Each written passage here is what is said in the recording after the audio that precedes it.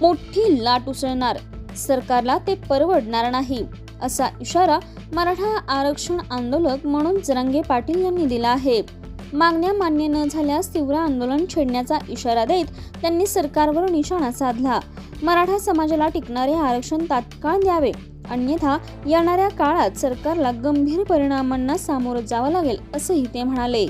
मोठा आरोप करत नाही कधी त्यांनी मराठ्यांचे प्रमाणपत्र रद्द केले आणि हे मराठ्यांना सत्य आहे हे मराठ्यांनाच माहित झालं। मीडिया ट्रायल पण झाली आणि जाणून बुजून रद्द केली गेली। पुढच्याही काळात असं होऊ शकतं। मराठ्यांच्या नोंदी रद्द करणं, मराठ्यांच्या आरक्षणापासून लाभ घेणं सरकारकडून हे होऊ शकतं।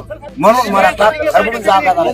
खूप मोठी लाट उसळली राज्यात, खूप मोठी, आणि सरकारला ती परवडणारी नाही। अजूनही वेळ गेलेली नाही।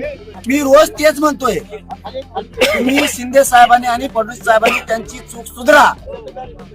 तुम्हाला कधीच न बघितलेले दिवस बघावं लागतं।